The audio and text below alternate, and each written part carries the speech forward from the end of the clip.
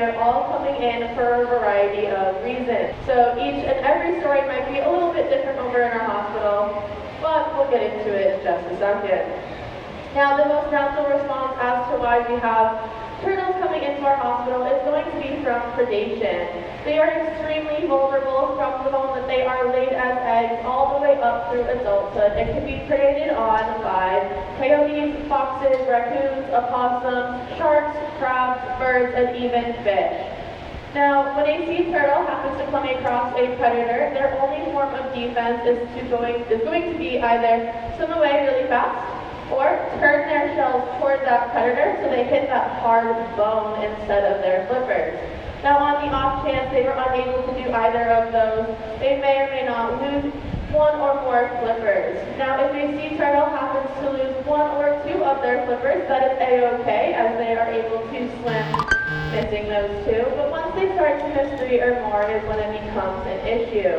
One of our resident sea turtles, Allison, is a great example of what we can do here as part of our research. And she stranded back in 2005, missing 3 of her 4 flippers. Because of this, we knew that she was going to be deemed non-releasable, and we had to create a way for her to live the best life she could. So with that, after a couple of years, we were able to create a prosthetic that allowed her to regulate her depth as well as swim in anything other than just a circle. So at the moment, her prosthetic will indeed clip to the sides of her shell and extend out past, acting as a rudder, as sea turtles use their front flippers to propel themselves and their rear flippers to help them steer. Now that prosthetic will come off every single afternoon and go back on every single morning so Allison can get some well-needed duty rest. Now here's the stat that's going to really throw you, as 21 of our patients are here because of the jetties, but a majority of the time we have 1 in 5 patients coming in for entanglement or marine debris issues, and that is simply because while sea turtles are extremely beautiful, they're not very smart.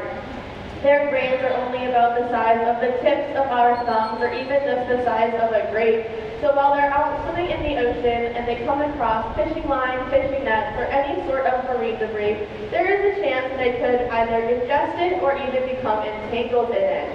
Now, when a sea turtle becomes entangled in fishing line, fishing nets, or even household items like an onion sack, they have the chance to get away, but sometimes they might entangle themselves as they are unable to get out of it themselves. With that, they'll come into our facility with broken bones sometimes, or even some circulation being cut off from how severely entangled they are. We have had a couple of patients in the past that we were able to fully rehabilitate from entanglement, mainly because someone out in the public gave us a call the second they saw that turtle, and we were able to get them into our facility as fast as possible to help them out.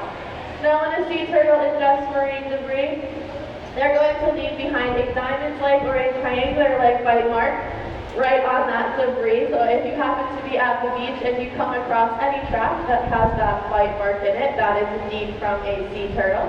When this happens, they are going to get a false sense of fullness that is essentially going to tell they're no longer hungry, so they will stop eating the proper nutrients they need to continue to grow big and strong, and will eventually grow fairly deep and strand on our beaches. Now, the jetty systems that we have here on the island, as well as over in Boca Chica, are going to line our shipping channels, and they are a great food source for all of our Atlantic green sea turtles.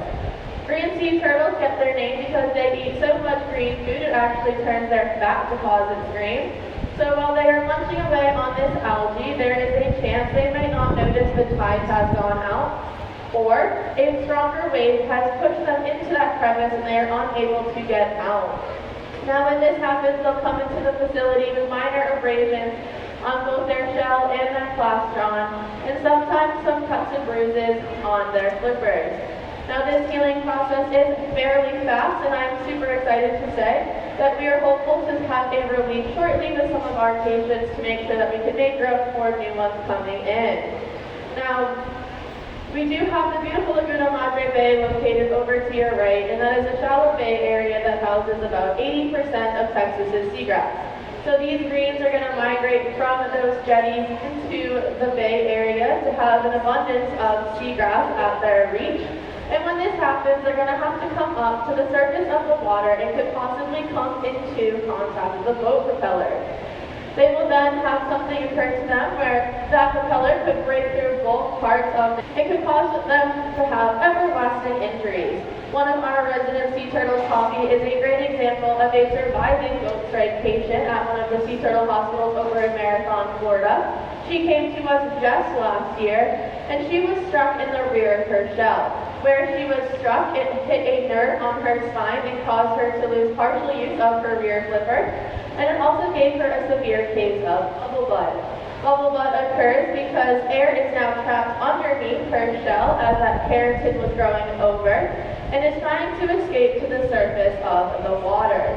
Because it is unable to do so, it's leaving her with some buoyancy issues, so we've had to place weights on her shell to help offset that issue so that she can get up to the surface of the water to get oxygen, as well as dive back down to take naps and get her food. Now, Poppy will live the rest of her life here, mainly because those weights will eventually fall off and will need to be replaced as time goes on. However, a majority of our patients will all be released, and I'm pretty happy to say that we have an over 90% success rate with all of the patients that come through our hospital doors. When we release our sea turtles, we're going to do it in one of two ways depending on three factors. Those three factors include the temperature of the water, what season we're in, and the species of our turtles. And that's going to determine if we'll release them into the Bay Area, on the beach, or out in the Gulf of Mexico. So for instance, if we happen to release our hawksbill emprey, we will most likely make sure that we are offshore so she has easier access to that coral reef habitat she is looking for to live the rest of her life in. However, our green sea turtles will either be released into the Bay Area if it's summertime or that water is warmer, but if they happen to be... Now lastly, we do have a conservation team here at Sea Turtle Inc., and that conservation team is just as important as our rehabilitation team. We are extremely fortunate enough here along the coast of Texas and down into northern Mexico to have the smallest species of sea turtles and the most critically endangered species of sea turtles, the Kemp's Ridley, nesting on our beaches during the months of April through August. Now during this time, our conservation team will be out patrolling our beaches here on the island as well as over in Boca Chica, looking for these nesting females during the day on very windy days. Now, the Kemp's Ridley is the only species of sea turtles to come up during the day, and that is simply because they are almost the exact same coloration of the sand. Now, when we come across a sea turtle on our beaches who we believe is nesting, we are going to go ahead and give them plenty of space as they crawl out of the water and make their way up to the high tide line at the base of the dunes to start to dig their nest. When they dig their nest, they'll use their rear flippers and they'll dig a cavity that is in the shape of a light bulb that is about 1 to 2 feet deep. And the moment that this female starts to lay her eggs is when we are going to step in to collect some data to get a good idea on their population number.